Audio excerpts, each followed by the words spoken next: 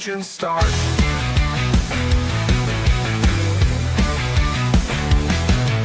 In-depth words cutting deep as cleats. Every play analyzed heartbeat by beat. Interviews, raw stories unfold. Behind the curtain, secrets told. The Golden Broom Podcast, sweeping the game from the 50-yard line to the Hall of Fame. Breaking it down, tearing it apart. The Golden Broom Podcast, where legends start. Welcome into the Golden Broom Podcast. I'm your host, Cody Slavinsky, joined as always by, I want to say Vandy Chris, but now he's GBP_Chris. It's like he's trying to take my username there. I'm GBP_Tiger King, but I like it. Either way, I'm joined by Vandy Chris tonight. As you know, the newest playoff rankings have been released. We have some coaching hires. We have early signing day going on. A lot of big stuff. But before we get into all of that, I am going to give the floor to Chris for him to give his message to the committee on how he feels, because he's feeling it. Hold on.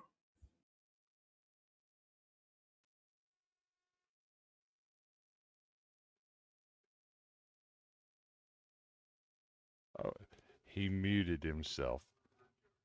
Left me on a island alone. I have but one short and simple message for the College Football Playoff Committee. Fuck you. That's all.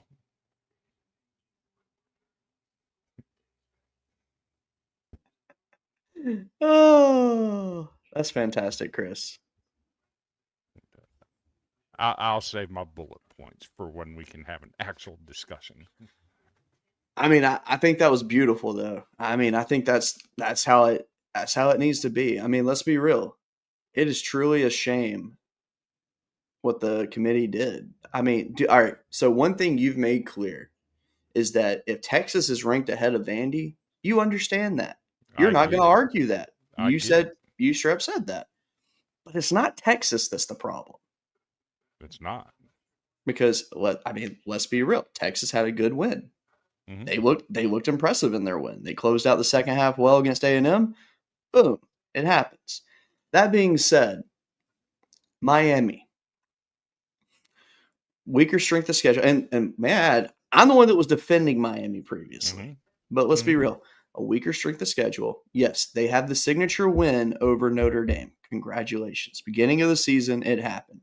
The only negative thing that can be said about Vanderbilt is that between Miami, Texas, and them is they're the only team that does not have a victory over a team that is currently in the top 12 rankings right now. That is the only. Stop. No, you're right. You're right. You're right, though. Go ahead, because I know what you're going to say, but go ahead. 2 weeks ago, the College Football Playoff Committee chairman, Hunter Yurachek, who was a sitting athletic director at Arkansas involved in a massive coaching search to replace the guy that they fired, stated on national TV in no uncertain terms, Oregon gets credit for a ranked win at Penn State. It's not Oregon's fault what happened to Penn State afterwards. Shout out Crumble Cookie. So, based on that statement alone, South Carolina was ranked 11. LSU was ranked 15. Missouri was ranked 17. Tennessee was ranked 17. That's 4 teams that we beat when they were ranked. Well, hold on a second. Or if Oregon gets credit for those, we get credit for them. There's a problem with what you said, though. You didn't beat Tennessee. You put belt to ass on Tennessee. Let's get it right. Yeah, and the score does not reflect how bad it was. No, not at all. One thing I want to say, too, shout out to Diego Pavia for what he's done in the month of November. What a special month. Mm-hmm. I mean, thank you, Terry. I'll follow you back, buddy. I didn't know you were on X. We finally convinced him this week. It's about time. Yeah. I got to say, that kid, a lot of people don't like him. He's a pretty cocky kid. He's a lightning rod. He is. But let's be real. He backs it up on the field with what he does. He's fantastic. He is a great athlete. And from last year to this year, he went from being a really good athlete to being a really good quarterback. Yes. And there's a reason now that he has either been tied for first on who's going to win the Heisman or just right there in the mix on all the betting odds are all over the place on this. But either way, he's strongly in the mix right now. This weekend will really determine what happens. If Indiana and Ohio State's defenses step it up, I mean, They don't have to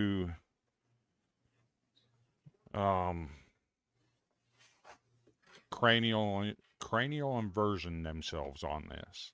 There's no other player in America that does for his team what Diego Pavia does for Vanderbilt. None. Yeah, I mean, that okay, makes you the best player, period. Because, I mean, let's be real. How many times is Julian saying, and look, and let me say this before I even go into this, I am not dissing a single player that I'm talking about right here because I think all the players that are in contention for the Heisman are great athletes. How many times has Julian saying had to put the team on his back and win the game for the team? 0. Right. He has one of the best wide receiver rooms in America. How many times has Fernando Mendoza had to put his team on his back to win a game? Once. And don't get me wrong, that was a great comeback. It was against a bad team, but it was a good comeback and it was a good victory for them. But Fernando Mendoza also has a very good wide receiver room. Mm-hmm. Diego Pavia, on the other hand, he has talent to throw to. Don't get me wrong. He has arguably one of the best tight ends in America. He has some good receivers to throw to. But so let's they're talk not about developed the same way. Sure. Let's talk about it. Trey Richardson, who, if you watch the Kentucky game, he's the one that went off as a wide receiver. He's the one that caught the dot, the 74-yard dot for a touchdown. He's a D3 transfer. There you go. Richie Hoskins, who also scored a touchdown, he's the one that caught the pass over the middle between two other guys as he was getting hit. He was a D2 transfer walk-on at Vandy. There you go. That's who he's throwing the ball to. So let's not get this messed up. You have another thing to say. Eli Stowers was a quarterback. Former quarterback. He's a converted tight end. Yes, he's played tight end for 2 years. And let's be real, the Alabama game that Eli Stowers played in was the worst game he played all year. Yes.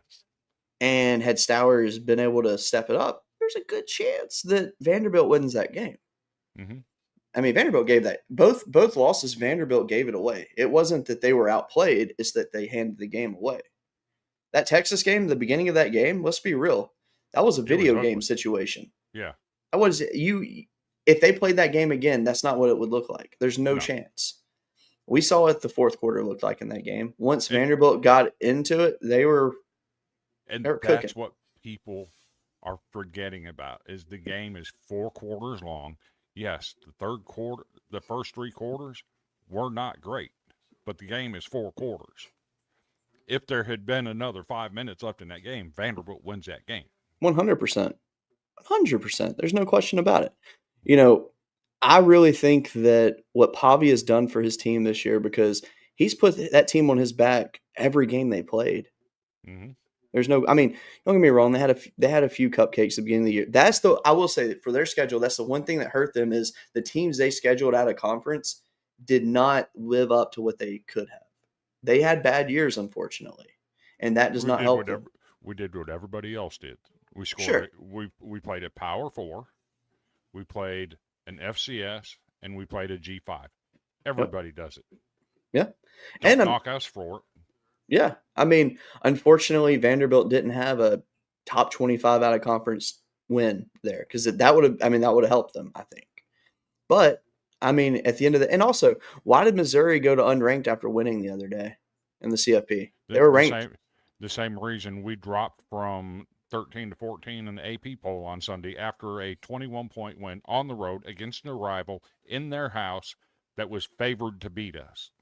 Exactly. So, and my thing is, why did Tennessee go to unranked from 17? I think they should have stayed in the top 25. I mean, do I think Tennessee's a great team? No, but I mean, they're not a bad team by any stretch. I mean, so much I don't understand. yeah, I mean, it's stupid. It really is. I think Vanderbilt got hosed.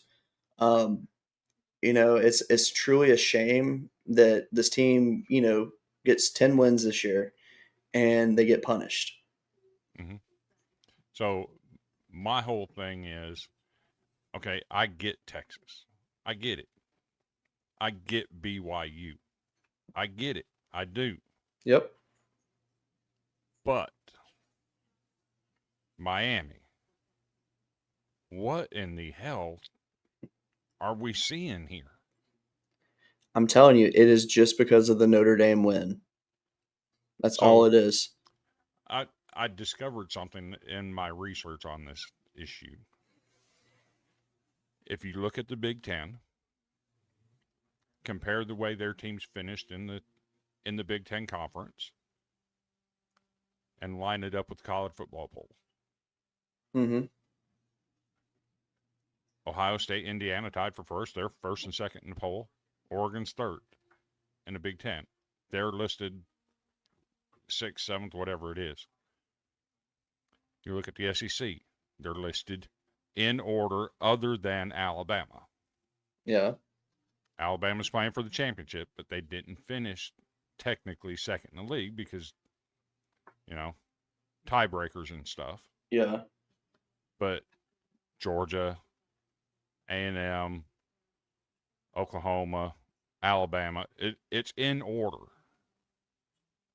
They're behind Oklahoma where they should be because Oklahoma beat them.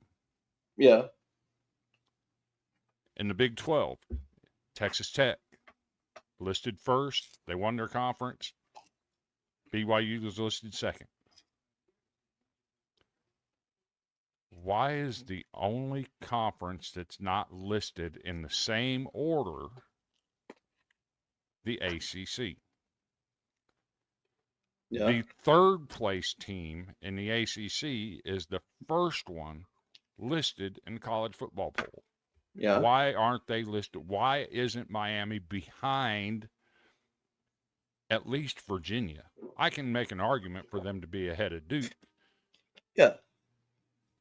But if we're really being honest, they were the third team because they also lost to SMU, who tied for second place. Yeah. So why is the third place team in the ACC the first ACC team listed? And another thing too is the fact that, okay, so Miami loses to SMU. Close game, but they lose to them. SMU loses to Cal. That's bad. And yet Miami's not punished for that? Right. I mean, had Arkansas beaten Missouri, I feel like Vanderbilt would have been punished for that. 100% they would have. So I think Clark Lee is absolutely 100% when he said it's a brand recognition problem. And they're not looking at data. They're looking at names on a jersey. yeah. 100% that's what's going on. Absolutely. And thank you, loyal BBM fan show, for chiming in and commenting on this. I appreciate you, my friend over there, Mr. Michael Spencer. Absolutely. I mean, let's be real. College football playoff plus Pavia, huge ratings. I'm going to be honest with you. I agree with that. I think that would be some insane ratings. So everybody, let's be real. Vanderbilt fans would watch because they want to see them win. Everybody else would watch because they want to see Pavia go down. So let me take another angle for you. You have a graphic that needs to be shown. You talking about the requirements? There's a rule in place in the college football playoff. Let's read this. The committee will select the teams using a process that distinguishes, among otherwise, comparable teams by considering strength of schedule, head-to-head competitions, comparative outcomes of common opponents. Let me stop right there for just a second. Miami played Virginia Tech at Virginia Tech when they did not have a head coach. They beat them 34-17. And that was when they threw a 50-yard bomb into the end zone with 2 minutes left in the game. Before that, it was a 10-point game with less than 3 minutes to play, and Virginia Tech had the ball and was driving. Yep. Vanderbilt played Virginia Tech at Virginia Tech. When they had a head coach, we kneeled the ball down at the 5-yard line to keep from scoring again and beat them by 3 touchdowns. Yeah, y'all kept it classy. Y'all couldn't be stopped. Comparative outcomes versus common opponents, we beat Virginia Tech worse than Miami. But that's not what I want to focus on here. Other relevant factors such as unavailability of key players and coaches that may have affected a team's performance during the season or likely will affect its postseason performance. Full stop. The College Football Playoff Committee set a precedent 2 years ago when they punished an undefeated Florida State team for missing one player off of their team, quarterback Jordan Travis. They set the precedent. Ole Miss is still being counted as in the college football playoffs, and they just lost the entire offensive staff of their football team. You don't think that's going to make a difference? Ole Miss, by precedent that's previously set, should be out of the college football playoffs. Yeah. I don't know how they can justify that. It's true. Now, you know, the one team that people are not talking about is Notre Dame. What has Notre Dame done to be in the top 10? Outside of winning 10 games in a row, I mean, don't get me wrong, that's good job. Don't get me wrong, very impressive. But what have they done? I mean, I agree. I don't disagree with that. Now, I do have one question for you. Have you seen the score of the Vanderbilt men's basketball game right now? I have not. They're up by 10 at the half, 48-38 on SMU. Okay. The number 4 ranked team in the net. They may not be number 4 after tonight. I mean, I'd have to see what SMU's doing this year. But I think SMU only has one. I think they're like 7-1 or 8-0 or something like that. They're solid so far. Yeah, that'd be a good win. So, all right. So let's look at Notre Dame. Okay. They lose to Miami at Miami 27-24. Lose at home to A&M 41-40 in a game that arguably they probably should have won. All right. Mm-hmm. They beat Purdue. They beat Arkansas. Beat Boise.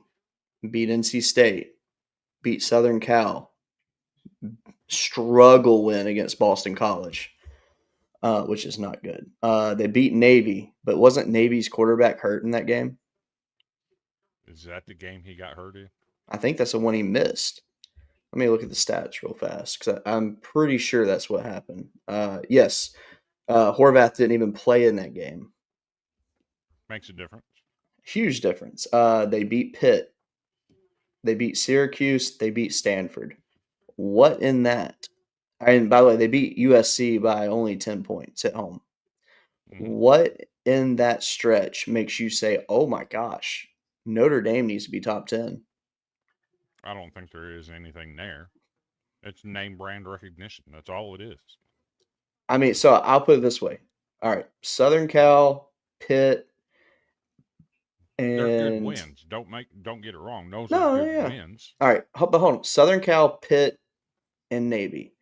You put those teams up against LSU, Missouri, and Tennessee. I mean, Tennessee's not beating any of them. I disagree on that. Tennessee has not beaten a single Power 4 team with a winning record this year. They're not beating any of them. I think Tennessee could win at least 2 of those games. No. Sure. They would beat Navy. Navy would control the clock and run the ball down their throat just like we did. But what I'm trying to say is I feel like Vanderbilt's wins are stronger than Notre Dame's. Quit trying to hurt my point here. Yeah. But No, I'm just saying like their three key wins. They're not really nothing special. That being said, let me see something real quick while I'm thinking about it. Um, let me. Which I 100% agree with you. Notre Dame, I don't see what they're seeing in them other than name brand recognition. Okay, so Miami, they stay put, but yet but Pitt's not in the top 25 anymore. Nope. If They didn't get anything, punished. Vandy's win over Tennessee is a better win than Miami over Pitt.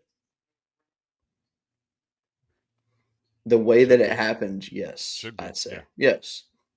So, I don't know. That just doesn't sit well with me. Also, why did Alabama jump Notre Dame after their performance against Auburn? I think they're trying to protect Alabama. I think so too, and I don't like that. Are they trying to make it where they have an argument to keep Alabama in the top 12 if they lose to Georgia? Yes. The problem with that one is going to be if Duke pulls the upset against Virginia, another G5 team is getting in.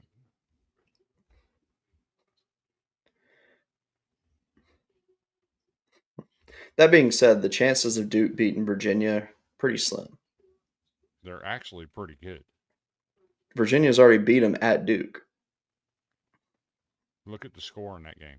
Yeah, 34-17. Mm-hmm. And Duke scored 14 of their points in the fourth quarter. Duke can score against anybody. Well, they didn't do it for 3 quarters. I'm just saying, Duke can score against anybody. It's not out of the realm of possible. There's a reason Virginia's only favored by 2. Sure. There's a reason Duke is a 2-point underdog. But for that matter, I want chaos. I do too. And I want chaos to the point I want Georgia to beat Alabama by 30. Okay. I want BYU to beat Texas Tech. I say both of those stay in no matter what, though, in that case. I want North Texas to beat Tulane. I do too. I want Duke to beat Virginia. I want all of the chaos. That's fair. All of it. I want to make Hunter Yurachek poop his pants. I think he already did when he made his coaching hire, but we'll talk about that in a minute. Shout out to Sports Bites, Mr. Chris Joseph. Man, thank you for joining us. Man, I'm so happy for Chris Joseph, man. Good to have you, sir. I got to watch that man eat an apple the other day. That made me happy. That's good. Look, let me just say, I got to give a shout out to his Oklahoma Sooners. They handled us. That was a very low-scoring game. It was an ugly game, to say the least. Mm-hmm. And they made big plays, and they earned that win. That was a hard-fought win, and they showed that the tenacity that they have in that team. That is a very strong team that's very dangerous in the playoffs. I don't have any idea how far I think they go, but I'm telling you, that's a dangerous team. So let me send a flower real quick. The way they have the 2 lost teams in the SEC lined up: Oklahoma, okay. Alabama, Vanderbilt. Mm-hmm. Absolutely correct. Alabama did beat Vanderbilt. Oklahoma did beat Alabama. They have that correct. They earned that spot. So anybody that's trying to compare Vanderbilt to Oklahoma and what the resumes are, stop it. There's no comparison. They earned their spot. Because at the end of the day, Vanderbilt beat LSU better than Oklahoma did, sure. But Oklahoma got it done on the road in Tuscaloosa, which is in the DeBoer Exactly. era is impossible. So, Exactly. nah, We handled common opponents fairly similar, yeah. except for LSU, but Oklahoma beat Alabama. They deserve the spot where they're at. Well, and another difference too is the fact that LSU's defense was extremely healthy versus Oklahoma versus what they were against Vanderbilt. So, I mean, it was a different kind of challenge in that Mhm. game. Yeah. So, and obviously LSU playing under Frank Wilson, they were ready to run through a wall for the man. So I mean, they gave it their all and just wasn't enough. I mean, Mhm. OU's defense is legit, no question about it. No question. I mean, the fact that we couldn't score a touchdown after Perkins took that tip pass and intercepted it and ran it all the way down inside the 5. I mean, shout out to OU. I mean, they're Yep. fantastic. But I'm actually happy to see them, after last season, I'm happy to see them bounce back and mhm. get into the playoff. They deserve it. Yeah, I felt I needed to say that because there's a lot of people saying, well, Vanderbilt and OU, Vanderbilt and OU. You know what? We did beat Tennessee worse than they did in the same place. Yep. Cool. We both played Missouri to a close ball game. We both, all kinds of results the same. There you go. So I like that. I feel like Oklahoma's earned their spot, and they shouldn't. Anybody that's saying that they should be compared to Vanderbilt is off their rocker. They earned their spot. They deserve to be where Yep. they're at. So, Chris Joseph, this is for you. Are you going to take your son if you get to go to Norman? Because that would be awesome. That'd be a fun road trip for you guys. Mm-hmm. Would be. But nah, OU deserves it, man. I'm very, very, very just thrilled for them because I mean, after last season, they had a lot of injuries they dealt with, and first year in the SEC, that was tough to have to go through all those injuries, and Mm-hmm. it looked like it was going to be the same. Let's see, trying to work it out. I love it, man. I Yep. really hope it happens. They had some issues this year. Obviously with John Mateer getting his hand injury, which honestly, Does that blessing. affect? Does that affect the Texas game? Oh, 1000%. There's no ifs, ands, or buts about it. They replay that game on again. Mm-hmm.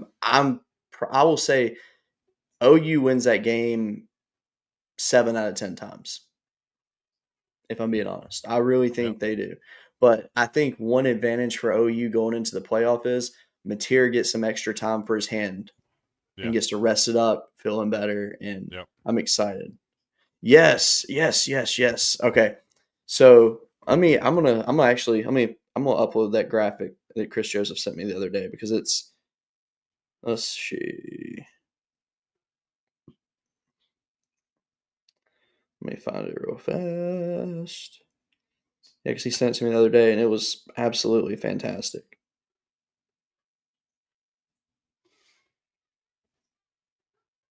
All right, saved. Where'd it go? Oh, there it is.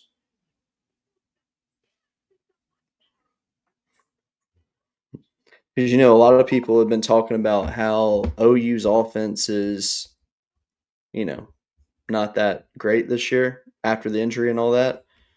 Well, numbers Put up say 30. differently. They put up 33 in Knoxville. Exactly. But let me They put up 17 against Missouri. Same thing Vanderbilt put up against them. mhm. I mean, I don't see what the problem is. All right, let's see where to go. Here it is. Oops. What the heck? There it is. All right. So, who has better offense? Putting Alabama and OU compared, okay? I mean, Mm-hmm. total yards. Look at that against Auburn. Bama 280, OU 303, okay? Mm-hmm. Against LSU 393 to 344. Against South Carolina, Bama barely edged them out at 325 to 319. Tennessee, Bama barely edged them out in that one as well.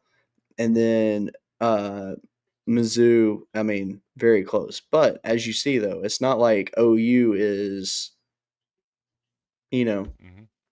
bad. I mean, don't get me wrong. OU could be better, but Mm-hmm. everybody's offense could be better. So, I mean, Yeah. it's hard to know. Yeah. Right here. Look, has OU's offense been pretty? No. But narrative is how horrible it is, but Bama can win the title. Yeah, I mean, I think that's fair. And let's be real about something else. OU's got a better defense than Alabama. Much better. 100%. Mm-hmm. So, yeah, I feel like Oklahoma's in the right spot. I think Ole Miss should be out. I think Miami should be, if we're going by precedent, Fair. they should be out. I mean, I think that's fair. And I mean, and I'll be honest on this one. I think if Ole Miss played Oklahoma again, I think Oklahoma wins that game 7 out of 10 times. Mm-hmm. But yeah, and I mean, and like you said too, R. Mason Thomas will be healthy. That's huge for them in the playoff for sure. And that'd be great to see him back. And that's scary, the fact that he hasn't been playing. Because imagine what that game would have looked like with LSU had he played. It'd have been even worse.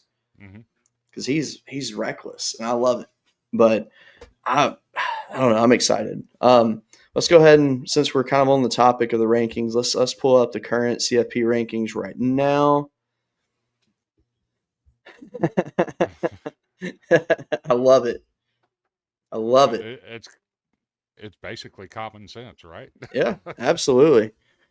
All right, so right now the projected CFP has Tulane at number 12, which realistically is between them and North Texas. North Texas is currently ranked one spot ahead of James Madison in the rankings. With a win over Tulane, that will trump a win for JMU over Troy. So yeah, Tulane is ranked better than both the teams. I mean, Tulane played a little bit of a stronger schedule. I get it. And then they're picked to face Oregon at this point, that's a fun matchup. Then you have an Alabama-Oklahoma rematch.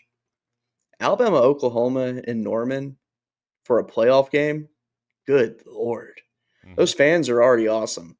As long as that's a night game, good Lord, that'll be fantastic to witness. Mm-hmm.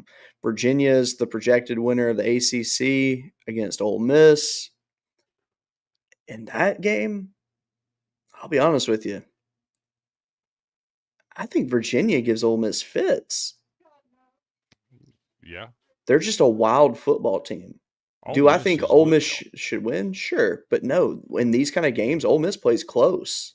Ole Miss has lived on the edge a lot this year. And without their leading man, it's going to be tough to overcome. Notre Dame, Texas A&M projected rematch again. If that happens, Notre Dame beats them by 2 touchdowns, if not more. I think it's going to be nasty. I really do. Now, A&M should, as much as I love Marcel Reed and what that offense does, Notre Dame wins that by 2 touchdowns. So I know that A&M should be healthy at running back by the time the playoff game happens. At least that's how it's trending. So that's good to know. So that being said, it looks like the Peach Bowl would probably be so the Peach Bowl will be the winner of whoever wins between Notre Dame A&M against Indiana, and then so it'd be that winner versus the winner of Virginia or Ole Miss versus Georgia. So more than likely Georgia, Indiana in Atlanta, which everybody pray for me. My fingers are crossed. I put in to get credentials for that Peach Bowl game. I would love to be able to cover it. Rep the Golden Broom there. Rep CF backers. It would be such a fantastic moment. I haven't done sports media like where I actually cover it at the game in a very long time. Last time I did sports media, I was covering the UFC, and I ate dinner with Joe Rogan that night, which was really cool. But this would be special because that's a bucket list to go to get to go to a college football playoff semifinal game. That's a bucket list item for me. So let's take a look at chaos happening, right? Yes, please. So the AAC championship, Tulane versus North Texas. Yes. North Texas wins that game. They get that number 12 spot. Yep. Duke versus Virginia. Well, hold on a second, though. Actually. Wait. Hear me out. Okay, I'm listening. Duke versus Virginia. Duke wins. Okay. Now you have a problem Well, yeah, because North Texas would go to a number 11, I think, at that point. Probably, because the automatic bids go to the 5 highest ranked conference champions. Yep. The conference champion in the ACC would be behind the Sun Belt Conference champion, which makes the Sun Belt Conference champion the next in. So you'll have North Texas and James Madison both in the playoffs. And that would be wild. Now, let's take the next one. Big 12. BYU beats Texas Tech. What do you do with Texas Tech? They have to drop from number 4, right? Yes. Okay. But then where do you put BYU? Are they number 10 and knock out Notre Dame? I think it depends on how much they beat Texas Tech by. If they win by like 10 or so points. They still have to go in. No. I'm saying they're in. I'm saying where you position them, though, in the rankings. Mm-hmm. So at that point, it's like, do you put Texas Tech down at 10 and put BYU at 9? That might be what happens. And then let me ask you, though. So Alabama, Georgia. If Georgia wins that game by 3 touchdowns or more, what do you do with them? I say Georgia would stay. I think at the end of the day, Georgia's going. What do you do with Alabama in that case? So I think Alabama has to be out at that point. What about Notre Dame? Don't they have to be? Alabama or Notre Dame would drop out if BYU wins. Yes, it depends on how bad Alabama would drop if they got ran off the field. If they get beat by 3 or 4 touchdowns, I think they're dropping out. Notre Dame stays in. I think that's fair. I want chaos. So then let me ask you this, though. With the same record, why is it that Miami is not in over Notre Dame?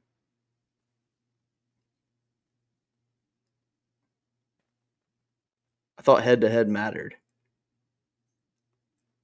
It should matter. But again, they are the 3rd place team in the ACC. I mean, I agree. Yeah. They should be behind Virginia and SMU for that matter. All right, so and give me. SMU's not even in the top 25. No, not at all. So let me ask you an honest question. Who wins, do you think, between Ohio State and Indiana? Oh, Ohio State's going to win that game. Do you really think so? Yeah. Okay. So in that case, then where do you put Indiana? You put them at, I guess it depends on the score, but you probably you have to leave them at 2. No, I think if Georgia wins, they go to 2. If they win big, Georgia would jump them. But why are you going to punish the number 2 team for losing to the number 1 team? Well, not necessarily. I'm saying like at least moving to like 3 or 4. But why? Maybe 3. You got beat by number 1. You're expected to lose that game. I mean, I'd be okay with them flip-flopping with Georgia. If Georgia wins big. I mean, even if Georgia wins close, I think it's fair to flip-flop them. Why would you're punishing Indiana for a conference championship game? This may shock you, but I actually think Indiana wins. I don't think they do. Not only do I think Indiana wins. I've seen them struggle too many times this year. But we also haven't seen Ohio State play anyone. And the only time they did play someone was Texas, and they only won 14-7. But they won. Correct. But notice how they pretty much blow the doors off everybody else because they didn't really play anybody. They had an easy slate in the Big Ten.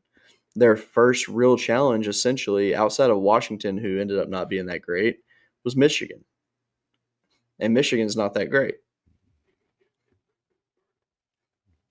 I just don't think you can punish Indiana for losing the conference championship game by dropping them. Well, I mean, when the team they're losing to is ranked ahead of them. Well, sure, but I mean, at the end of the day, I mean, I don't think it'd be a big deal to make them go from 2 to 3 if they lose. I don't think that's a problem. I don't think they leave the top 4 regardless. Even if they got beat 70-0, I think they stay in the top 4 Yeah. Oh, they have because to stay. They have to there's stay in the no, top 4. No at, question. at least in my eyes, there's no scenario where I see Texas Tech jumping Indiana. There's not a chance.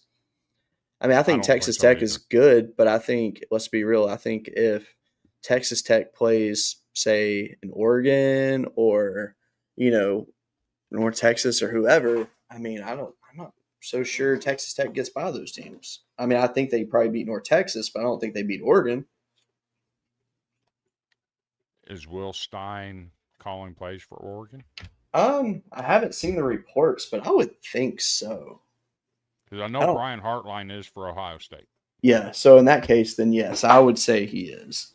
I don't see where there would be some kind of like backhanded move that says, "Nope, sorry, you can't coach that."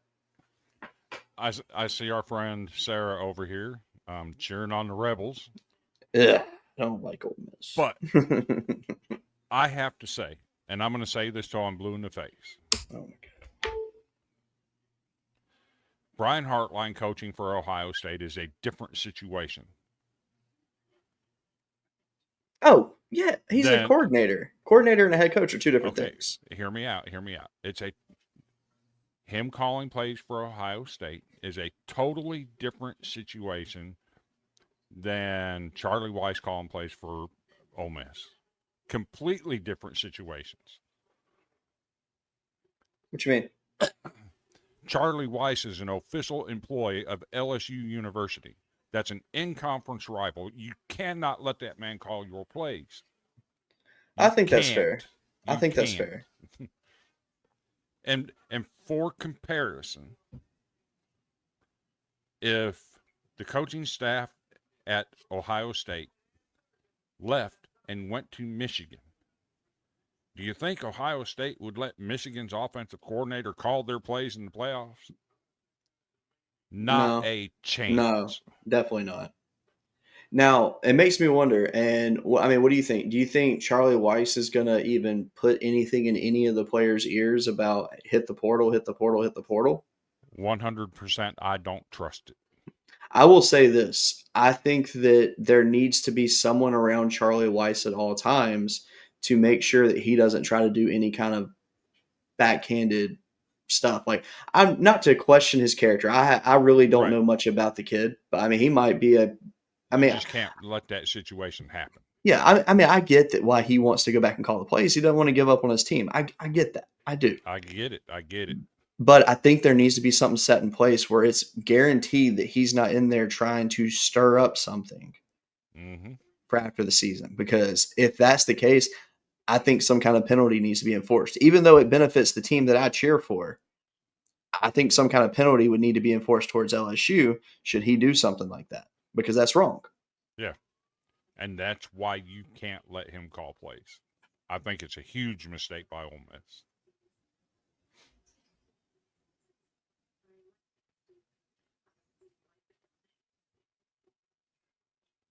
So I don't know. It's a convoluted mess.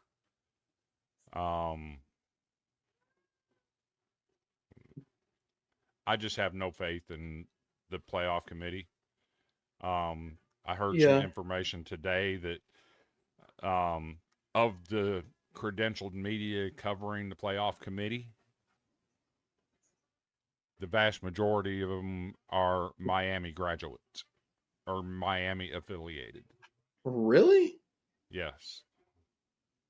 That Miami's actually got a good journalism school. Oh, yeah, I knew that, but So I it's didn't like realize that so many were affiliated. That's weird. so it's like they're pushing the narrative and the committee's listening. But you know it's corrupt when midstream you put somebody on the committee whose team was on the bubble. Yeah. That just screams that's not okay. So I've said my piece about the college football playoffs. I've said my piece about the college football committee. 2 words: F you. I like it. I like it a lot. Man. All right. Well, before we move forward and discuss the coaching hires, let me go ahead and remove this from my screen. Let's go ahead and let's do a quick break, and we'll be back in about a minute and 50 seconds.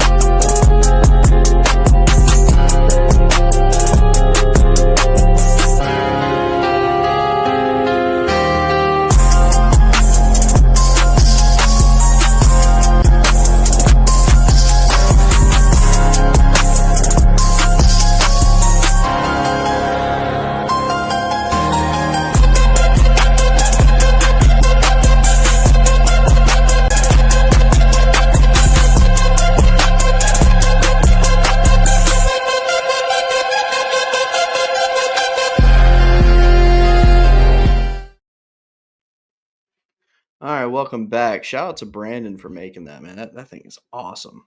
I really like that. It is.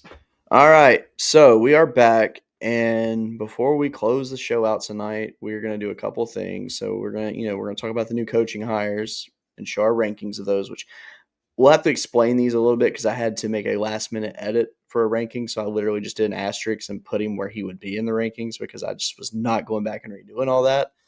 But after that, we'll do our conference championship predictions. So let's go ahead and talk about our coach hire rankings. So as you see on the left side, where Chris put his rankings, right side I put my rankings. Obviously, our rankings look a lot different from each other, and we have different reasons for why we did that. But our rankings are also very similar because a lot of these, I looked at his list. I saw his list before I did mine, and I was like, well, he's not wrong. And I understand why he put my number 1 at number 8, or technically number 9 now. So I get it. Mm-hmm. So let's talk about it. So you say James Franklin is the number 1 hire. Absolutely. I'm not going to argue that because I get it. But I think that I ranked mine a different way than you ranked yours.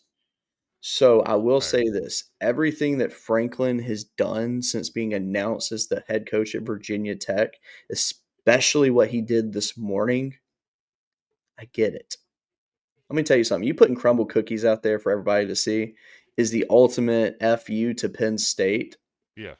And I absolutely love that. So, I mean, and let's be real. I mean, at this point, it's a good fit. It is. It's a fantastic fit. And I know one thing. I'm pretty sure that Penn State regrets letting him go. Oh, if they don't, they're dumb. Well, considering they only have 2 committed players and they're outside of the top 100 in recruiting rankings. So, I mean, 150th. Penn State should never be that bad in recruiting rankings. I don't care if you don't have a coach. Even before Franklin went to Penn State and they were embroiled in all that mess with the coach should forever be forgotten. Not Joe Paterno, by the way, because that they railroaded him. But the worst they ever got in that mess was 46th. Yep. You're at 150th. You're behind McNeese State in recruiting rankings. Shout out McNeese. Let's go. Let's go. So I see Alex Golish got number 2 on both of our list, and I think rightfully so. So Yep. I have Golish over Franklin, not because I think Golish is a better coach than Franklin, because Golish has not had the time to prove that yet. Right. Yeah, but I put Golish at number 2 because I feel like Auburn finally got it right. And I feel like they won by getting Golish because let's be real, Yes. Golish was a great fit at Arkansas. He's a great fit for Oklahoma State. He's a great fit for Florida. Auburn got him, and that's huge And because make no mistake, Hunter Yurchek, you've heard that name a lot, absolutely messed that up by letting certain beat writers know about it. Trey Sapp, I'll call you out by name. You should have kept that quiet. Period. yes. The end. That's one thing that I really absolutely hate about this football season is that a lot of beat writers have been releasing stuff that does not need to be released. Because let's be Absolutely. real, that shouldn't have been released. All the behind the scenes drama at LSU with the governor getting in and all that crap shouldn't have been released. That's stupid. It makes you look bad. Yep. All the behind the scenes information on Penn State missing and missing and missing and the reasons behind it and everything like that, like, don't release that crap. It's Mhm. stupid. It doesn't need to be out there. There's some things that need to be just left to the imagination. Mhm. I don't want to know what actually happened behind the scenes at LSU. I just want to think that, hey, you're gone. That's it. We'll discuss how we're going to pay you, what we're going to pay you. Let it just be that and be done with it. I Now, Brian Kelly looks like a piece of crap. I mean, let's be real. He's not the greatest person, but this situation's made him look really bad. It's made LSU look really bad. Then Lane Kiffin come in there. That situation made everybody look bad. It makes LSU look like the ultimate villains. Shout out Villains Media Network. And it's just, it's just nothing but just smoke everywhere, and it's not good. I don't like the way that Lane Kiffin released him leaving and going to LSU. I don't like that post that he made. That was stupid. You don't call out the AD and say, "Well, I tried to stay." Blah, blah. Nobody cares. You had your meeting with your players. You said what you said to your players. If you truly meant what you said, then you meant it. That's it. They don't need to know that, "Oh, I tried, I tried." If they need to know that, you tell them privately. You don't put that shit on social media. It's stupid. It's pointless. It has no place. It's just fuel. I feel like he's trying to troll it so that next year when the two teams meet, it's some crazy ordeal. We don't need that right now. All he needs to do, get to Baton Rouge. go recruit, go Sure. win football games. Yes, spot the fucking ball and get your players that you need. Don't worry about Ole Miss. You're not at Ole Miss anymore. They don't want you there. Right. Worry about your job. That's it. It's not that hard. Yeah. I can't believe I just dropped an F-bomb. I don't do that on this show. Now we've had 2 dropped on this show. I promise we're a family-friendly show. But sometimes stuff is just stupid, and we have to say, Sorry, we set off this tangent by talking about Alex Golis and how Arkansas screwed that up. yes, because they did. They did, which is why you see where their head coach hire is. After that, you have Will Stein at number 3. I put Will Stein at number 6 only because he's not proven as a head coach yet. So I put him right in the middle because I'm like, he's got potential. He's obviously a good offensive coordinator. He knows what he's doing. I like what he can do. So I have him kind of stuck there. Now, why did you put him so high? So he's a fantastic offensive coordinator. Mm-hmm. Now, I know what he had to work with at Oregon this year Mm-hmm. at quarterback, Mm-hmm. which is Dante Moore. I know what Dante Moore put on tape when he was at UCLA. It wasn't good. That's a very good point. And he turned this guy into a quarterback of a top 10 football team that's only got 1 loss on the season and has played his butt off. Yes, but hey, let's be real about one thing too, though. If Will Stein can do that with him, he's got a great starting point with Cutter Boley at Kentucky. Absolutely. Who is good. He has potential. Yeah, I think that's a fantastic hire right there. Yeah, because, let's be real. Dante Moore, when he was at UCLA, he was just thrown in the fire, though. Yeah. He didn't have a choice. And unfortunately, he was thrown to the fire around a team that was not very good. And Right. it didn't go in his favor. So it is what it is. Then when he finally got with someone that actually knows what they're doing and can actually cater to what he is, who he is, and how he needs to be as a quarterback, that's made him a better player. Now the question is, what does Dante Moore do next? Does he Right. stay, or does he follow Will Stein and go to Kentucky? I don't think he'll leave. If he were to follow Stein to Kentucky, I think that would be a huge benefit for Cutter Bowley. Yes. Agreed. Because he kind of got thrown to the wolves this year. Exactly. So I wouldn't be opposed to seeing him sit for another year. But if he doesn't, he's got a coach that knows what he's doing in handling a quarterback and getting them to play to their potential. Let me tell you something. If somehow Dante Moore goes in the portal and ends up at Kentucky, shout out to Kentucky. Yes. Also, who would have thought a couple months ago that we'd be talking about Kentucky making a really good football hire? Right. Like, hey, you know what? Shout out to Mark Stoops, by the way. That was classic. That was fan. I mean, I'll give that to him. That was the best parting of ways of all the coaching. Because he could have 100% put them in a bad hole. Yes. A bad hole. Because not only did he put them in a good spot by being able to spread out the payments, which I'm sure Kentucky could come up with the money and make it happen if they had to, but it would set them back. The problem was the boosters want Mitch Barnhart gone. Sure.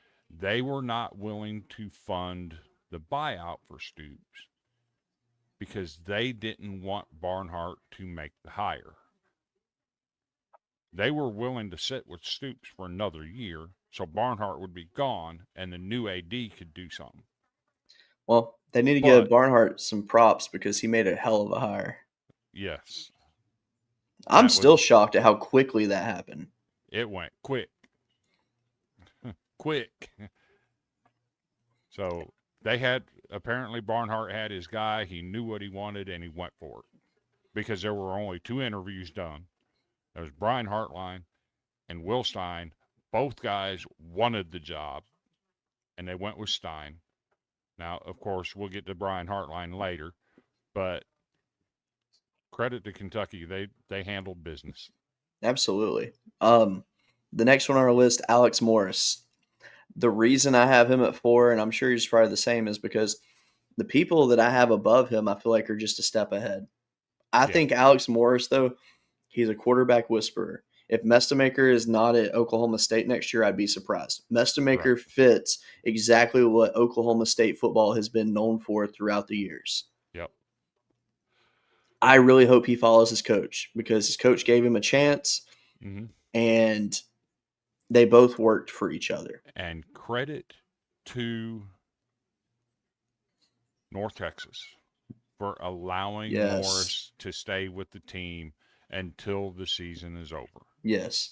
And the AD had a very classy statement that he posted the other day. Like it was really nice. And I think Alex Morris he's got a great future ahead of him. I really hope that he gets the financial backing that he deserves at Oklahoma State. Yes. I hope that things really change because I think Oklahoma State deserves to be good at football again, especially in this new modern era. And I mean, because they have good fans. I've never met a bad Oklahoma State fan ever. So I really look forward to that future there. The next guy we have on the list, Pat Fitzgerald. Dude's absolute unit, man. He's done fantastic at Northwestern. He's beyond overachieved there. Yep. He did everything he could. He even got him a new stadium, essentially, if you want to think about it. Yep. And him going to Michigan State, I mean, that's like a dream job. I mean, let's be real. I think that's a good fit. It is. I mean, Michigan State's a good program. It is. They've been down over the last few years after the Mel Tucker crap, and it just never bounced up from there. Mm-hmm. The energy that Pat Fitzgerald's bringing into that program now, as long as they get good financial backing to get some big players, Michigan State should be back in the next two or 3 years. Right. Bob Chesney, for me, was kind of just like I'm just going to have him floating there. I think he's a good coach. I think but I think he's limited with what he can do at UCLA, though. Right.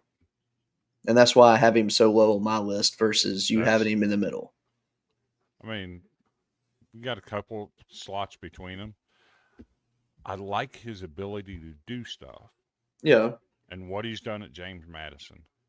My question about that hire is, if you're Bob Chesney, why do you go there?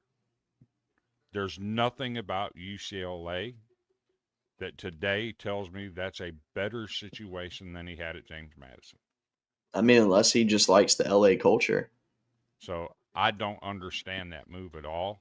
I would have stayed at James Madison because I know that UCLA is in financial disarray, and I don't know if they have the support to make him successful. But I Yeah. love the hire as far as the X's and O's and being able to coach good football. Do you think that he possibly has a mindset of he saw what Cignetti was able to do with Indiana, and he saw what he did himself at James Madison when he replaced Cignetti, and maybe he's like, hey, I can parlay this. Yeah. exactly. And I think that's the kind of risk he's trying to take here. Now, Right. I will say, though, the difference is Cignetti's already proven himself at Indiana more than anything. Chesney, on the other hand, has way more to lose in this situation. I think so too. So, but I mean, I wish him at the absolute best. Mm-hmm. The next hire on your list, this is the one I want to talk about a little bit. John Sumrall. Yep. Florida fans are kind of, some are happy, some are because they feel like it's Sunbelt Billy 2.0. Mm-hmm. And I mean, technically, it kind of is.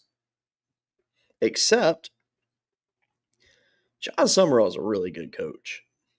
So was Billy Napier until he got Yes. to Florida. Yeah. Now, my question, I will say this. So, Florida athletics right now, as a whole, is kind of in a really just, they're kind of stuck in purgatory right now. Mm-hmm. Like, their programs are respectable. I mean, football's gone down. Baseball is kind of just. There's so much that can happen with Florida baseball right now that is unpredictable. Yep. We know that Sully just took a leave of absence for personal reasons. We've seen the accusations that are out there.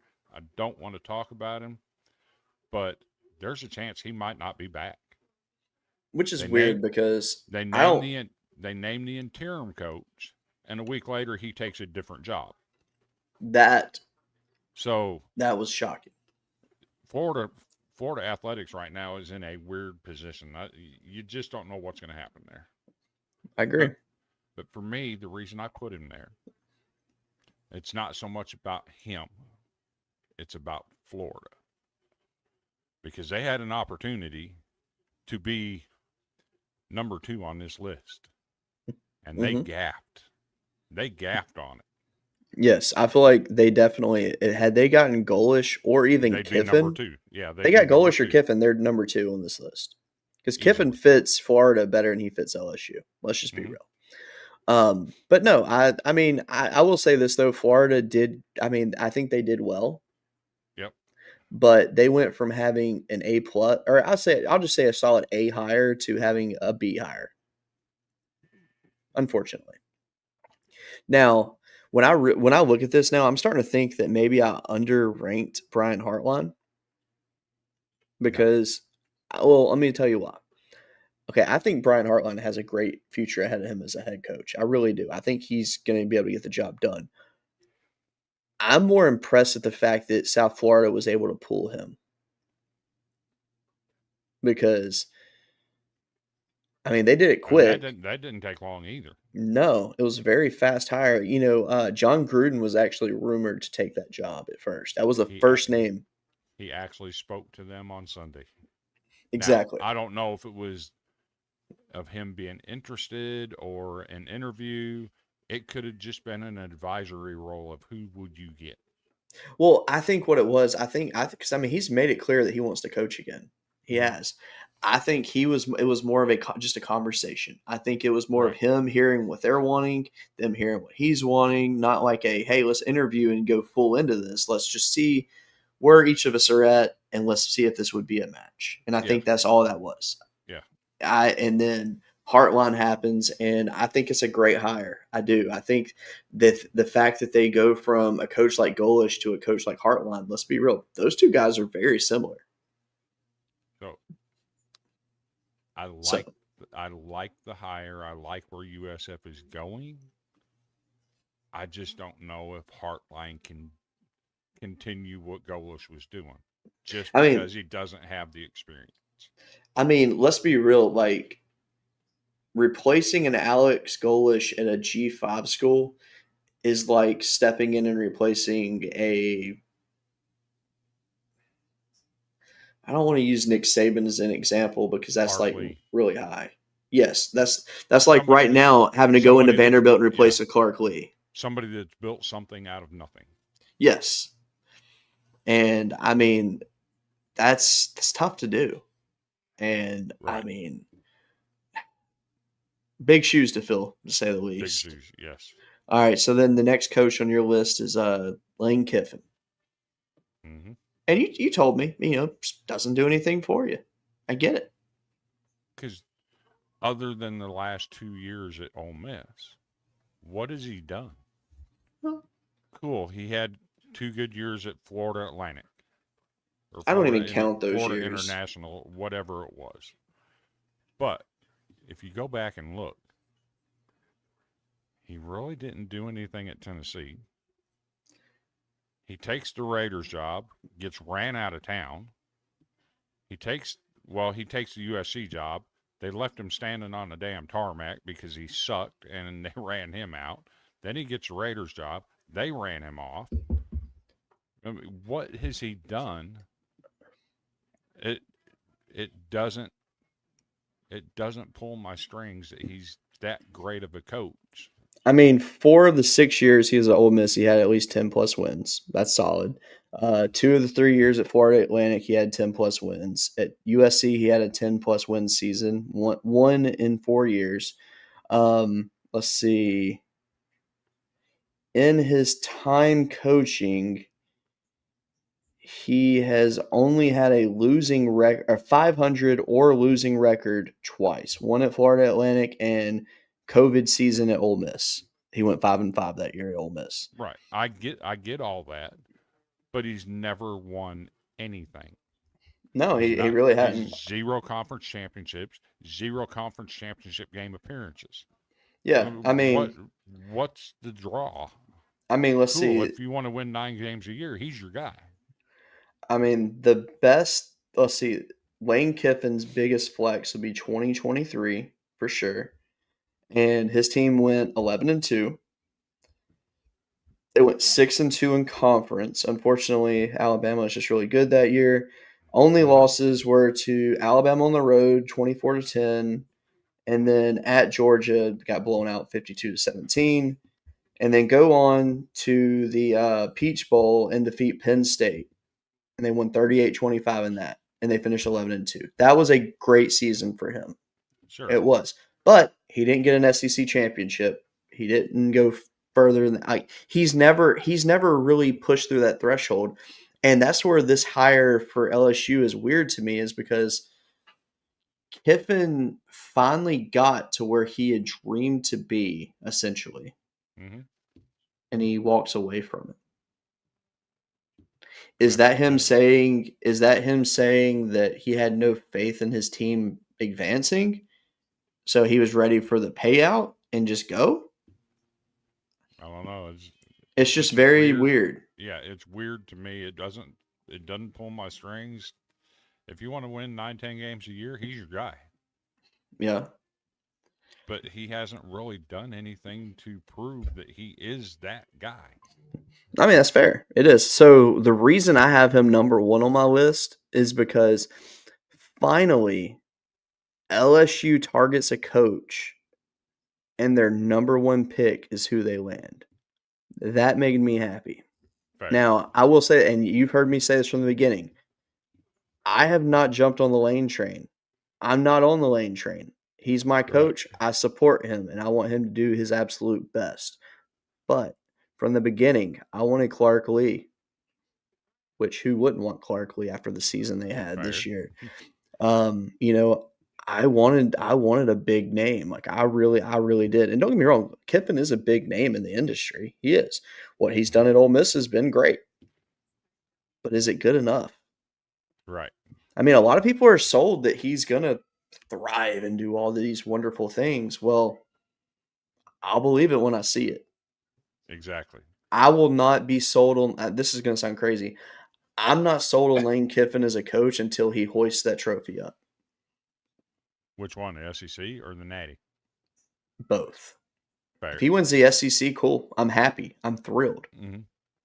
The Natty is what I care about. Fair. And But we'll see. shout out to Water Cooler Sports Podcast giving us a view tonight. Appreciate you over there, Nick. I'm sure Nick likes both of our lists with Alex Golesh up there at number 2. Because it's a fantastic hire. Auburn did great. Absolute fantastic. I mean, Auburn finally, like, through the year, I'm sorry, but I think Auburn's has not had a good coach in a long time, to say the least. And look, I understand, Tuberville had an undefeated season with Auburn. He beat Alabama a bunch of times when Alabama wasn't that great. And then you get Chiswick. Can't even talk. I'm gonna start calling him Cheez-It now. Yeah. You get Chiswick, I mean, whatever. You get Malzahn, whatever. I mean, look, I know you got a natty in there. Cool. That's great. It is. But Coach O got a natty at LSU. Look at him. That's just how I look at it. See? You go. Alex Golesh at number 2 is perfect. We have a ball coach now. Exactly. And I think that as long as he can win over the state of Alabama in general, like recruiting wise, he's set. He really is. Because, I mean, he's already got ties to Florida, so that's not an issue. Right. And now at Auburn, he has the resources to go after those big fish that he couldn't get at South Florida. Right.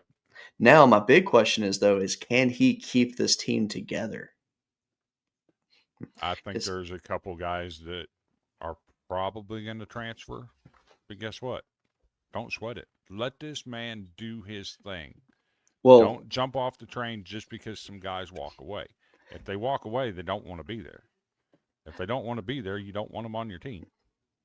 See, I feel like Hugh Freeze was hired at Auburn because they liked his offensive style at Ole Miss. And they really thought that he could bring in that punch.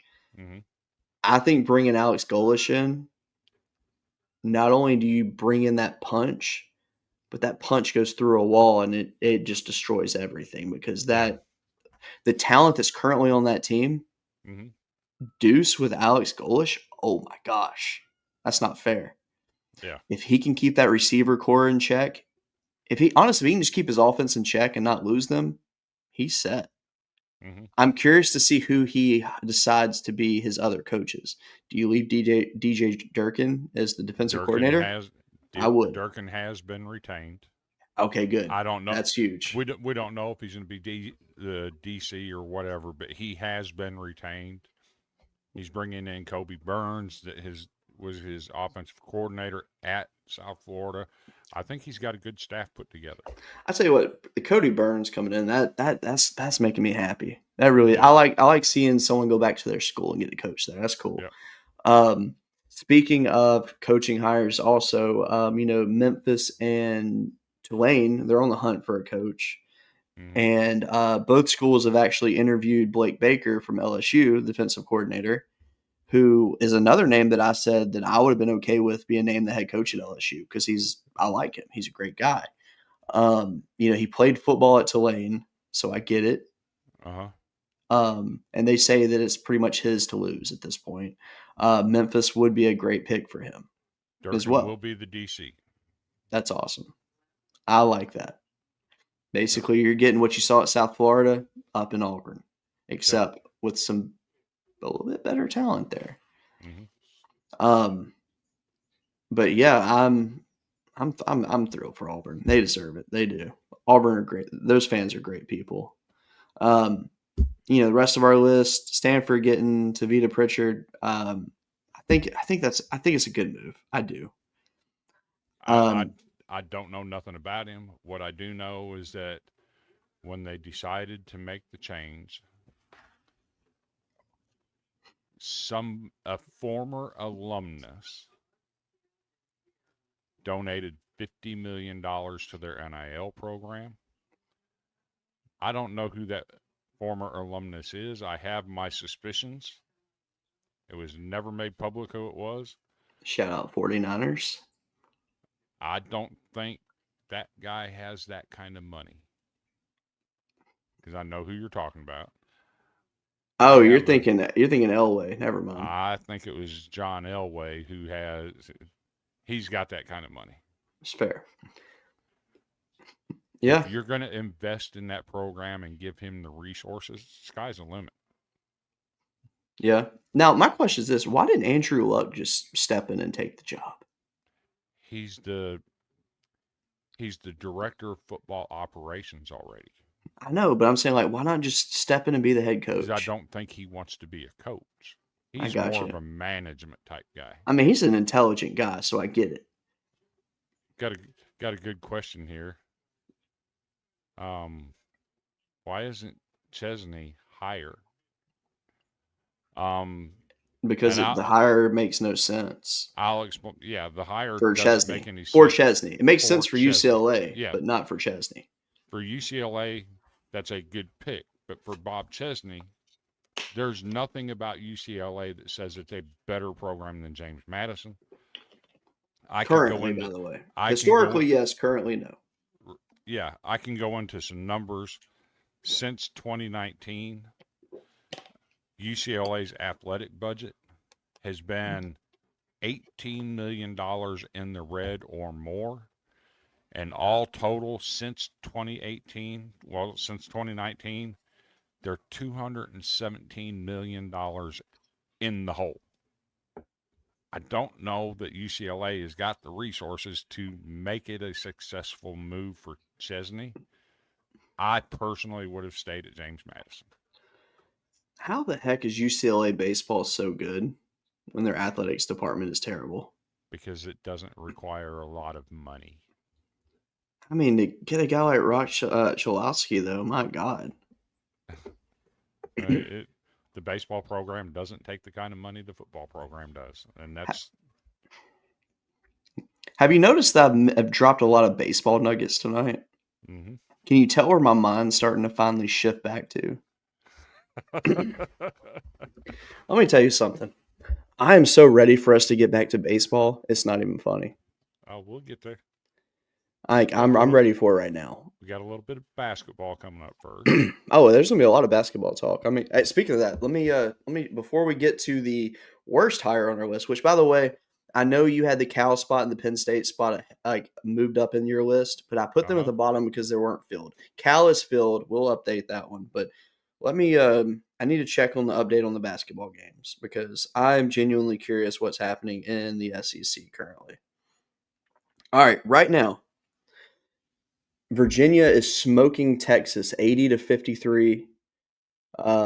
Mississippi State is beating Georgia Tech 76-61. Auburn is up 80-68 on NC State. Arkansas beat Louisville 89-80. That's a good win for Arkansas. Bama beat Clemson 90-84. LSU beat Boston College 78-69, and Vanderbilt beats SMU 88-69. Tyler Tanner with the big 26 tonight. How about that? Vanderbilt 9-0, LSU 8-0. We're the only two undefeated teams in the SEC right now. How insane is that? Don't say it out loud. Nate might get offended. But isn't it just the weirdest thing ever, though? Yes, thanks, Nate, for recognizing that. Appreciate it. Where's my shout out, man? Come on. Right. And my friend Brandon Ivy up in Greenville, Tennessee, giving us a shout out tonight. Kind of picking on me a little bit about being 14th in the playoff poll. It's fun. He is my co-host on Sunday evenings on Spot the Ball podcast. We'll have a big show this Sunday night talking about all the state championships. Appreciate him chiming in here tonight. Absolutely. I'm floored that LSU's 8-0. I know that we haven't played a lot of big teams yet, mm-hmm. we haven't played what Vanderbilt has, and I mean Vanderbilt also hasn't played a ton of big teams, but their last few games have been bigger teams, and they've proven they can hang, and I'm loving seeing that. Go look at UCF's record. Oh, UCF is great. We beat UCF in an exhibition before the season started. That's a good win. It is. No, it is, and it makes me excited. But no, LSU their last few games they beat Drake, they beat DePaul, and now they beat Boston College. Boston College isn't that great, but we beat them. And that makes me happy. But beating Drake and beating DePaul for me, because those are teams that are those hidden gems every year. Mm-hmm. I'm thrilled knowing that LSU is a clean slate right now. Now their next game though, and that one on the 7th, they play Texas Tech. They get them. I don't know where they play in this Coast to Coast Challenge, wherever the heck that's going to be at. But Texas Tech's ranked 19th right now. They sit at 6-2, so that'll be a interesting game. But after them, we do the same thing that Vanderbilt did. We play SMU, so that'll give me a good idea of where LSU actually is. Mm-hmm. After seeing what Vandy did, and compare. I mean, which obviously nobody plays the same every night, but at least gives you some kind of idea. So happy about that. All right, back to our list. Ryan Silverfield from Memphis goes to Arkansas. Arkansas has so much freaking money. See, I didn't drop an F-bomb there. They have so much money. And they swing and miss on Golish. They were never in the chance to get Kiffin. They swing and miss on James Franklin. Shout out to Virginia Tech, by the way, for winning that and getting him, because that wasn't easy. Because Arkansas could have probably surpassed whatever financial hurdle there was if they wanted to. Franklin said he spoke to other schools, i.e. Arkansas, and he did not like the vision for the program moving forward. I respect it. That's why he withdrew from every other job. I mean, so you have the head of the CFP committee making a hire like that. I mean, don't get me wrong. Ryan Silverfield, he beat Arkansas this year. Silverfield's a good coach, but compare him to the past Memphis coaches that have been there. I'm not even going to say he's a good coach. I mean, he's not a bad coach. He inherited a program that was playing in a New Year's Six bowl game. He did. In 6 years, he never went to a conference championship. And twice in that 6 years, he was projected to be the number one team in the G5. Yeah. And got nowhere close to it. True. This is a guy that Memphis fans couldn't get ran off fast enough. And this is who you hire? Arkansas just told the entire world that they are not serious about college football with this hire. All right, so let me ask you this. Justin Fuente, Mike Norvell, Ryan Silverfield, rank the three. Name them again. Justin Fuente, Mike Norvell, and Ryan Silverfield. Rank them. Norvell, Fuente, Silverfield. There you go. Which, that being said, Fuente, he had a 26-24 record, but to be fair, he was recovering from a team that went 3-21 over the 2 seasons previously. Yes. What he inherited was not a New Year's Six bowl team. Put it this way. Before Fuente got there, Memphis had not even been serious since the 70s in football. Right. So, Mike Norvell, obviously, he shout out. Hell of a job at Memphis. He did it right. Fuente got it up there. Norvell took it to the next level. And Silverfield kind of ran it off the road a little bit. Maybe Memphis should bring back Norvell. I'm just saying. Just saying. Which, by the way, very surprised Florida State didn't make a move. I really thought they were going to. I mean, he has had to deal with a lot of injuries the last 2 years. He has. I mean, give him one more shot. If he doesn't get it turned around, you got to make a move then. I mean, how much does that suck, though? You start your year off, you beat Alabama, Yeah. and then you finish 5-7. Considering Alabama is a high chance of making the playoff this year. Mm-hmm. I mean, that's just unheard of. And it's not that they beat Alabama, it's that they handily beat Alabama. Yeah. Like, it was pure domination. And I know Bama had some injuries going into that game. I get it. But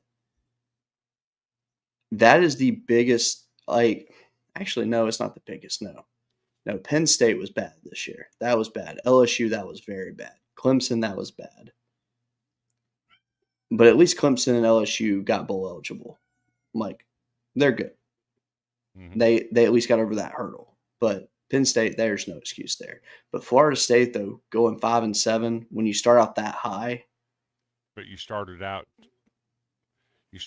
with a team that went 2-10 last year.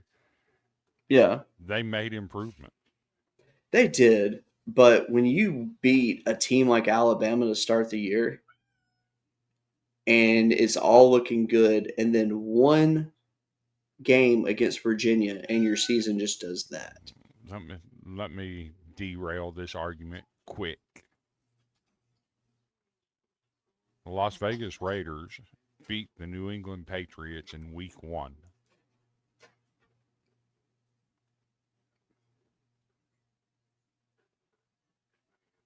The Raiders are a better team right now. Yep. They are. Stop it. Stop it. I'm only saying that because on the last episode you said the same. You used the same analogy, and I love it. I mean, it's just because you beat somebody in Week 1 doesn't mean you're good in Week 10 or Week 12 or Week 15.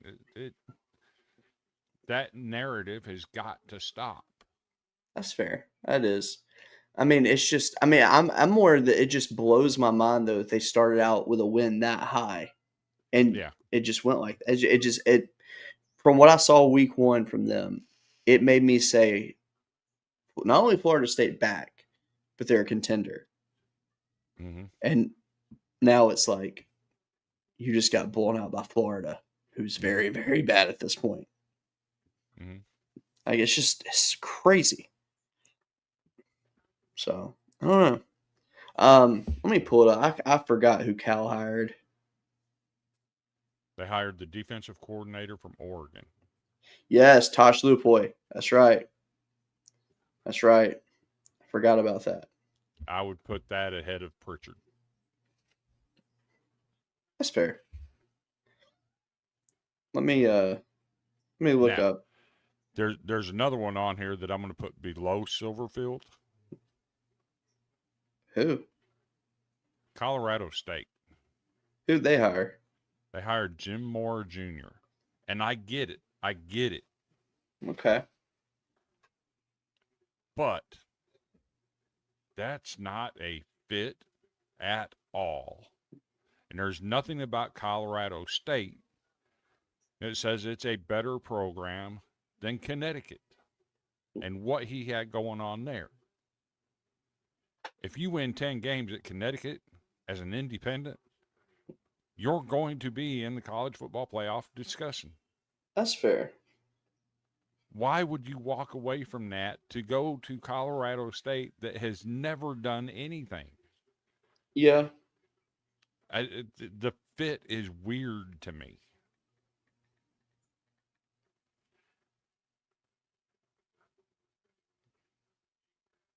Yeah.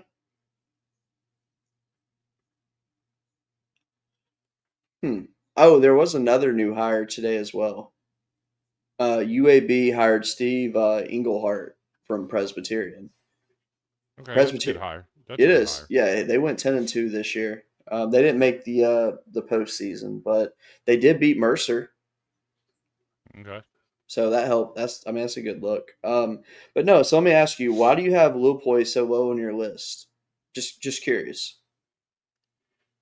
Just lack of head coaching experience. Oh, that's fair. So I like the hire a lot, though. I like the hire. He just doesn't have experience, and I don't know how serious Cal is because you're firing a coach at 7-6. True. But Lupoy is one of the best defensive minds in the game. Fair. And I think he is a phenomenal fit for Cal. Yeah, he's an alumnus there. Exactly. Just, He played there as his first coaching job. I don't know if the resources are there to support him. That's fair. That is. But I mean, it's not that Cal has really been a bad program over the last few years. I mean, they've been competitive. Right. I mean, they haven't now. Don't get me wrong. I mean, they're not like a up there program, but Right. they show more potential than UCLA has shown over the last few years, at least. Right. The difference for me is Chesney's done it at James Madison. Sure. Lupoy hasn't. That's a question for me. Fair. Do I think it's possible that he's going to be really good? It's possible.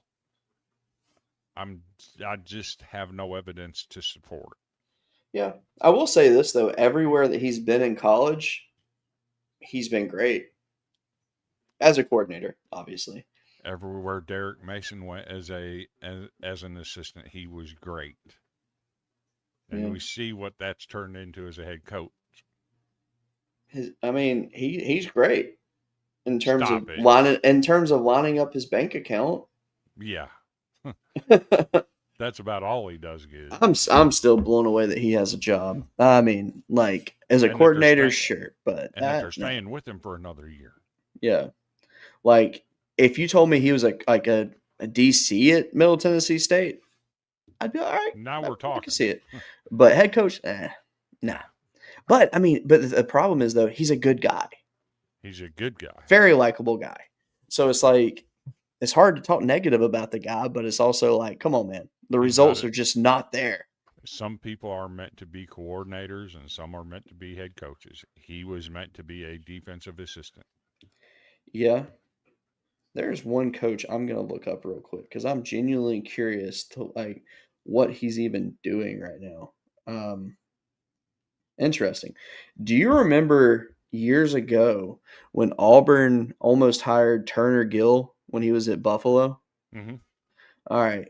So and then he went to Kansas and bombed. Liberty and all that. Yeah. You know where he's at right now? I do not. He's at Arkansas. He's the executive director of student athlete and staff development. Oh, dear God. I had no idea what he was doing. I don't even know why he popped into my head. But, Another coaching change happened today. Okay. Chris Kleeman retired at Kansas State, and they hired Colin Klein. Love that hire. Former alumnus at Kansas State. I don't call him an alumnus, man. That guy was the heart and soul of Kansas State. Yes. That dude was one of the toughest athletes I've ever seen play the game. But that's another one of those jobs you don't know. Is it possible that it'd be great? Yes. But there's just no evidence to support that yet, if that makes any sense. So let me ask you this question, because there is a vacant team on the list still, Penn State. Oh, dear. And, all right, Kalani Sitake, that's who they've targeted. The Mormons have formed this super Mormon power team to keep him at BYU, essentially. He announced to his team that he's staying. Did he really? Yes. Oh, my God. The Mormon superpowers work. There's a video of it. Wow. They actually reached out to somebody else today, and they turned him down. Who? Not interested. Jeff Brom at Louisville. Not interested. you know. At this point, you know who I would go for. You have to go with Terry Smith. There's no other answer. I was gonna say there's two people. So Terry Smith would be the first one I'd say. Number two, just to take a last Hail Mary attempt at someone, Tommy Rees. No. Everybody has him on the list as the next big head coach. Everybody has him penciled in for that. Why There's not? a reason he's never been given a job yet. Fair. You have to, if you're Penn State, you have to put a stop to the bleeding before you bleed out. Because guess what just happened? Early signing day. they have 2 signees. 2. And that You're losing an entire recruiting class. you have to really love Penn State to sign today, to say the least. You've lost an entire recruiting class. Yep. It's a shame. You have to stop the bleeding or you're done. I'm surprised they didn't go after like a Rhett Lashley or someone. You never know. That might be a phone call. I mean, it would make sense. I mean, at this point, and what really shocks me though is the fact that why would people turn down Penn State at this point? I mean, I know the AD is probably not favorable, but it's a big job. You know the answer to that. I don't know the answer. Is it not wanting to fill Franklin's shoes? CAA.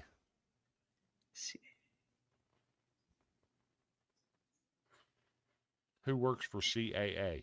I don't even know what CAA is. It's a sports management organization. Never heard of them. Is that who Jimmy Sexton works for? Jimmy Sexton works for CAA. Okay. All of the coaches that were hired Sunday have a different agent than Sexton, but that agent also works for CAA. So why does CAA not like Penn State? Penn State or CAA, well, Penn State has chosen to not want, they've chosen specifically not to deal with CAA.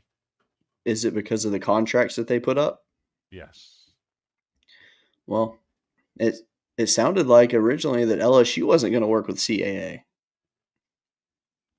They didn't want to work with Sexton specifically. Well, that turned around quickly. Yes. As far as Brian Daboll, I don't think he is an option. If he was, they would have already talked to him and tried. I think he would have already been announced if he was an option because that's who I initially went through my head. I think he'd have been a good fit for him. But it's if you're Penn State, you have to go ahead and hire Terry Smith just to stop the bleeding. Yeah. Actually, I'll tell you who I'd hire at this point. Get Kyle Golick in there. I mean, my God, at this point, he loves Penn State more than anybody. At this point, anything.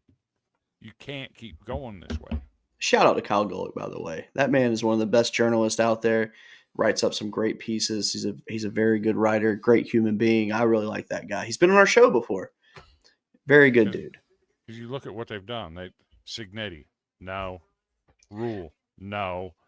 Clark Lee didn't even take the phone call. Yeah. But to be fair, I get why Signetti didn't go. I get that. This is worse than a Tennessee head coaching search. Yeah. Rule not going, that one kind of shocked me a little bit. But then again, I get why he wants to stay at Nebraska. Why not? He has a chance to do something special there. And those fans are very faithful and they're good fans. Stay. You have, at this point, it has to be Terry Smith and nobody else. You got to stop it. I agree. All right. So before we close this thing out, I'm going to pull up the conference championship games that we have, and we're going to quickly break them down. Well, not quickly, but you know what I mean. Just pick a winner. Yes. So the first one is the Sun Belt Championship. James Madison is a 23.5 point favorite over Troy.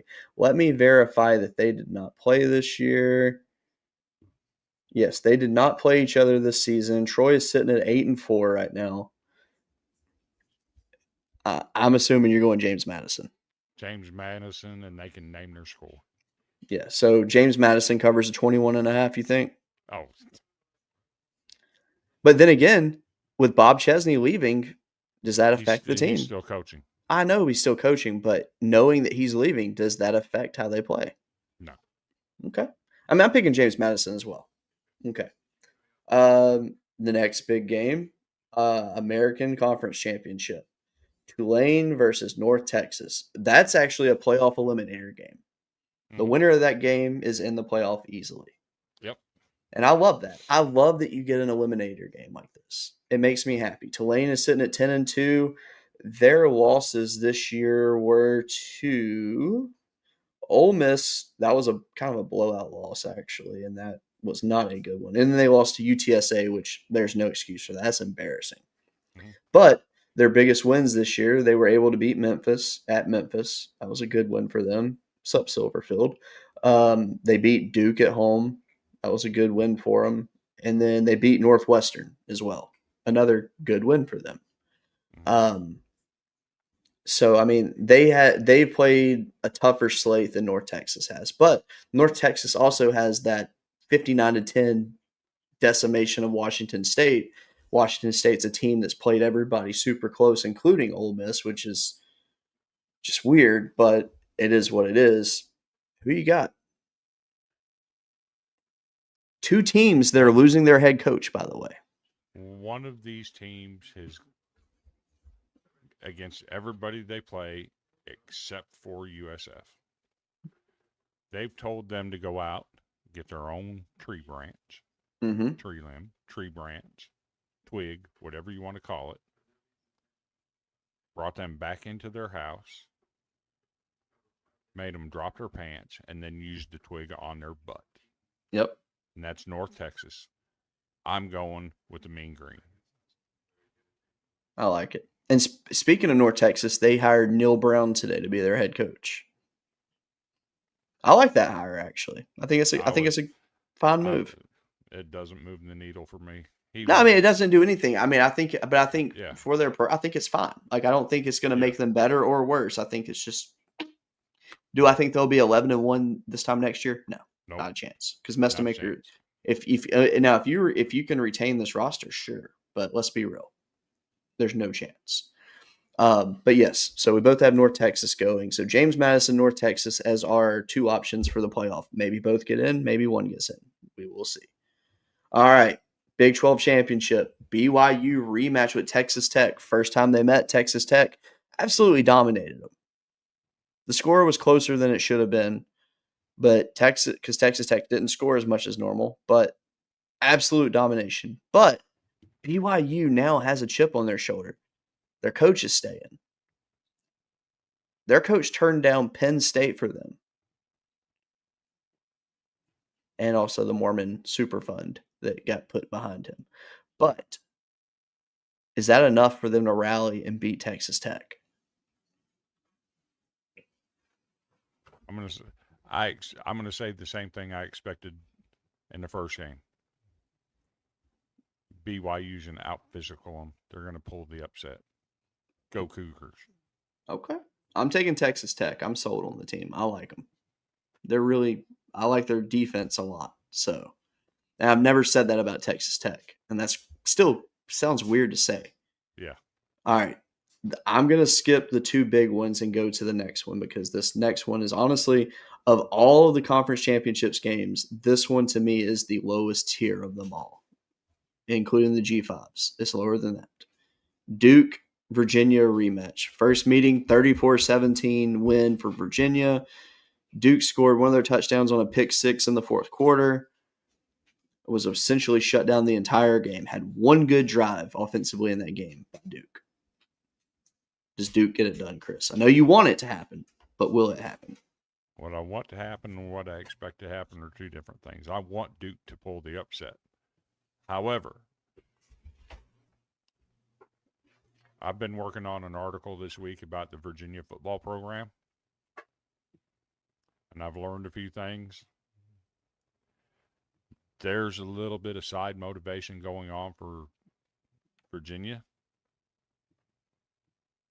and I'll wait until Cody comes back so I can relay that. It's always fun when you have family things going on in the background, but you know what? That's what it is. Cody's a family man. Sorry about that. You probably heard me yell, no, my wife's cat is sitting over there making this weird sound, and it was bothering the crap out of me. And she'd found a pack of kitten treats that were in our, the toy bin for the kittens. Was she getting elevated? Brother, she was. She had chewed a hole in the treat bag and it probably eaten about a half a bag of cat treats. So just She throwing that was out there. a little bit elevated there. Now she's sitting at the cat tree and she's just like laid out on her side right now, just chilling. Mm-hmm. She's looking kind of thick right now too. So Katniss, you crazy girl. How many hippie concoctions were in that cat treat?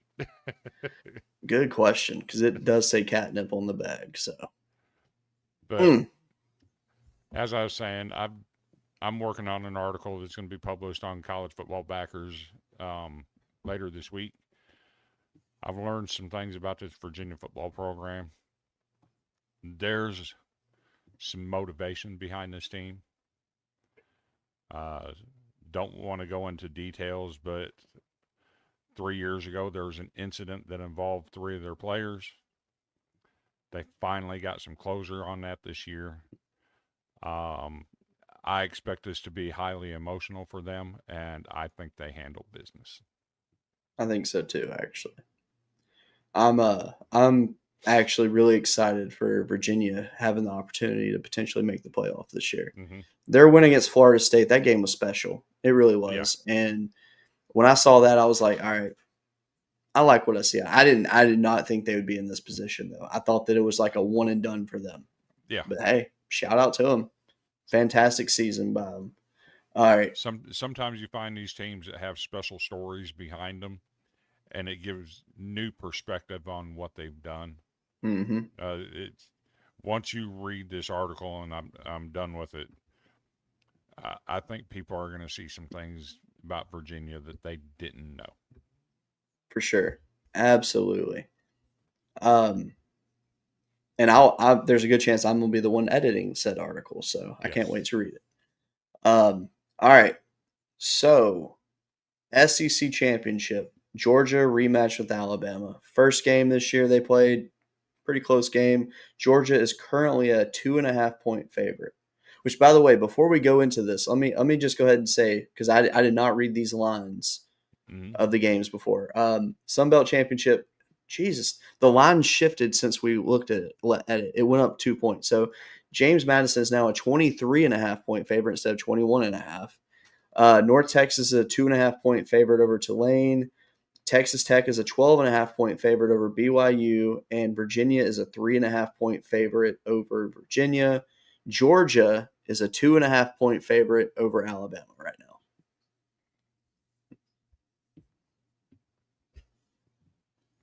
I think Georgia beats the dog snot out of Alabama. I think it's nasty. And by beating the dog snot out of them, I actually think it's going to be like a 20-17 kind of game. It's going to be very, very close and all that. But I think physically, though, I think it's going to be a pretty damning sight that we see. Georgia wins. Give me a score. 10 points or more. Wow. I like it. Alabama, the second half of the season, is absolutely showing some chinks in the armor. This isn't the same Alabama team that played Georgia, and this isn't the same Georgia team that played Alabama. That's fair. Georgia's gotten better, and I think Alabama's taken a step back. That's fair. It's very fair. And then the final game, the Big Ten Championship, a very cool matchup because it's 12-0 versus 12-0. The Fighting Signettis of Indiana versus Ryan Day and Company's Ohio State Buckeyes. Ohio State sits at a 4-point favorite right now. Ohio State wins. I don't think it's particularly close. We've seen Indiana struggle with some teams that they had no business struggling with. Yes, Fernando Mendoza is a very good quarterback, but we've seen him. He wasn't very good this past weekend. He's like 8 of 17. It was not a good performance. Yeah. Indiana does not have the weapons that Ohio State has. I think Ohio State handles business. I like it. My thing with this game is, I mean, Ohio State has not really struggled this year. at all. They haven't had to face any adversity. They're at a neutral site.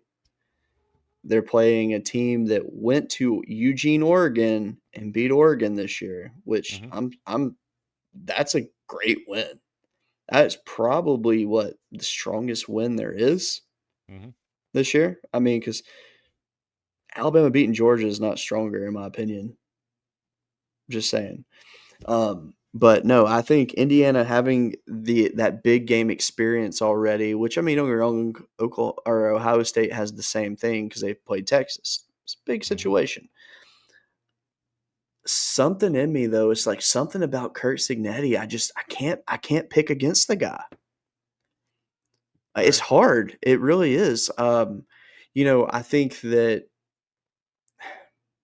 even against Michigan, like I wasn't impressed by Ohio State's offense. I mean, Jeremiah Smith, he's fantastic. Bo Jackson's a good running back. Julian Sayan's a fine quarterback, but when he didn't have Jeremiah Smith, he was just okay. And I mean, he was really relying on his tight end, which I get that. That's a smart move. I don't know. There's just some fight that Indiana has in them, and this game does not matter to either team in terms of like helping them or hurting them. Like it does nothing for them. I think that you have to see Indiana's defense really step it up in this game. Ohio State's defense, they're going to step it up because they're a good defense. If Mendoza can figure out a way to just somehow. You're trying to talk yourself into it, and you can't.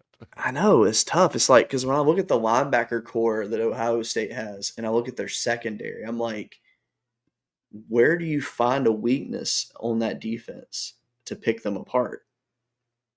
I mean, outside of your, random big like passing play that you hit, I mean, consistency though, that's going to be hard. Like, I want to believe in them, but it's damn. I'm gonna take Ohio State, I guess. I can't talk myself into believing it. Right. But I can't bet against Signetti though. I mean, I would not put money on this game because But man, I don't know. I hope that Indiana proves us all wrong here. I really do. And it's not me hating on Ohio State or anything because, I mean, we've got friends that are Ohio State people. Yes. Shout out Buckeye backers. Shout out Brian Buckeye Stats. Shout out our guys, like CF backers. It started with Buckeye backers. Like, shout out. But, yeah, I mean, dang. I think it's the defense is the reason that Ohio State wins. It's not their offense. But I will say this. I hope that both defenses play extremely hard and make both quarterbacks have a bad game because if Vanderbilt can't get into the college football playoff, damn it, I at least want to see something good happen. Give Pavia the trophy and be done with it. And give his brother another reason to get arrested this season. Do you see what Theo Vaughn said about that? No. He said if Diego Pavia is invited to New York, he's driving up there and he's going to sit outside the facility and just sit on the horn. I love it. Give me that. I love it. My question is this, though. If he wins the Heisman, does Theo propose to Diego's mom? No. They never even went on a date. I know. Crazy. I know. It's still funny, though. Yeah. It really is. I love that so much. Which, how crazy it would be, though, if they actually did date each other. But, no. I would like to see something happen where Pavia gets the trophy. But watch, it's going to come down. It's going to be a tight, close ball game, and one of the quarterbacks is going to have to go down there and pull it out for him. So it is what it is. That being said, we are running out of time here if we want to make short. So we thank you for watching. We hope you have a good night. Chris, give me your 10 seconds final thoughts. Final thoughts. Miami, the challenge has been issued. if you don't show up in Hawaii on Saturday to face the Vanderbilt Commodores, you're cowards. You heard it there, folks. That being said, enjoy Conference Championship weekend. We'll see you next week.